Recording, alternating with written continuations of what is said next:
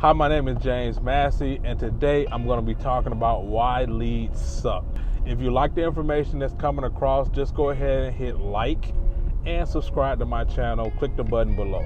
All right, so let's get into it.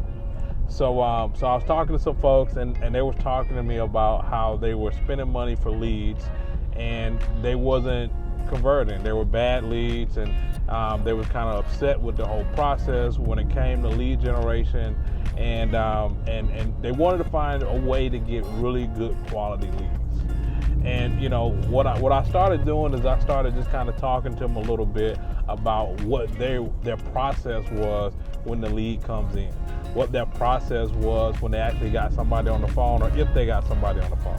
And the reality of it is this: lead generation, a lead is a lead is a lead. As long as the phone number or email is correct, that's exactly what it is. It's just a lead. So if you're looking to actually get a lead in that's going to close tomorrow or something like that, then you're probably looking at lead generation the wrong way. Really what you want to do is you want to look at lead generation the same way you would look at, like, big companies look at like a database, right?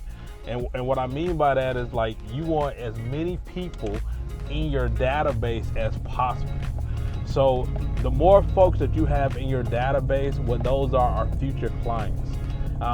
If you kind of look at it like people, they go to Zillow, they go to Realtor and things of that nature, and like they have these leads, where they'll send you the lead. But that person is really at the bottom. They're at the bottom of the funnel. Basically, they've already decided they're gonna move. But what Zillow and Realtor, what they do is they focus in on trying to capture people while they're thinking about moving.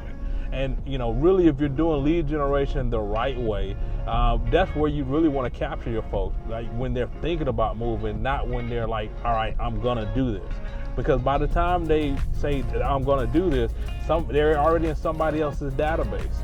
And if you do it the right way, what you want to do is you want to get them before they're thinking about it, and then you want to be able to drip on them. What do you mean by that? And I'm not talking about just a property blast or anything like that, but just information, right? So if I wanted to say, like, let's say new home buyers, right? So if I'm thinking about lead generation for new home buyers, the first thing that I want to know is what is it that a new home buyer is thinking about? What is it there that's keeping them up at night?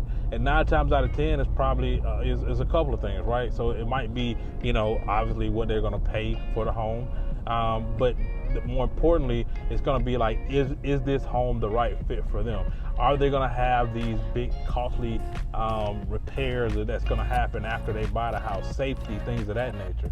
So if I start putting like ads and lead generation for safety things, like 7 most costly things that affect you when buying your first home, or things of that nature. If I put that out there, guess what? And I'm offering a free report on that. Those new home buyers, they're going to start clicking on that because that's what they're thinking about. That's what keeps them up at night.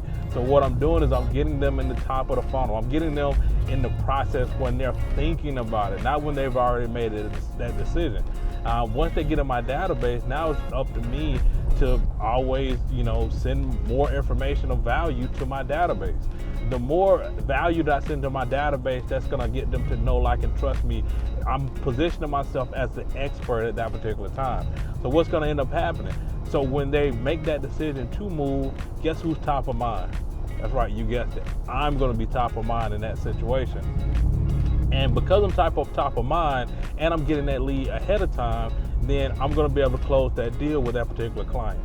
Now, if you look at lead generation as a journey, not a destination, where, like, if I really want to have as many people in my database as possible that I can actually send information out to my database so that I stay top of mind. It's kind of like, you go into these department stores, right? And first thing they ask you, like, all right, do you want an email receipt or do you want a printed receipt? Now, which one do you think they prefer? Yep, you guessed it. They want an email, because if they got an email, guess what? You go into that database, and as long as you're in that database, they're going to be sending you coupons and stuff and things of that nature, and because they can always drip on you, so you can stay top of mind for them. So if you really look at lead generation as you want to create a huge database, and then you want to email your database twice a month, and it can be buyers or sellers, and you just got to make the right offer to that particular buyer or seller within your database that you're emailing on a consistent basis. Now you're doing lead generation the right way. Now those leads don't suck. It's not going to be something that's going to be overnight. So you can't do it like if I got to get closing in this in 2 months, and if I don't get it in 2 months, then it didn't work. That's the wrong mentality behind it.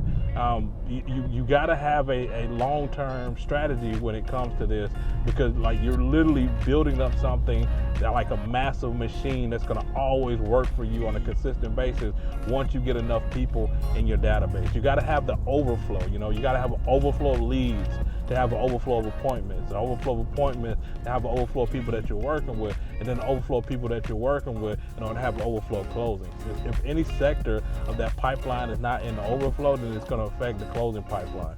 But the first part of it is leads, so you have to build that up, and then you have to have the right offer for that particular lead. So you got one offer, to get the lead in the database, and then you're going to have another good offer to get them to want to work with you outside the database. So if you like the information that I just put out here today, like I said, go ahead and hit like and subscribe to my channel, and all the new information and new things that I'm going to be putting out, you'll get it first.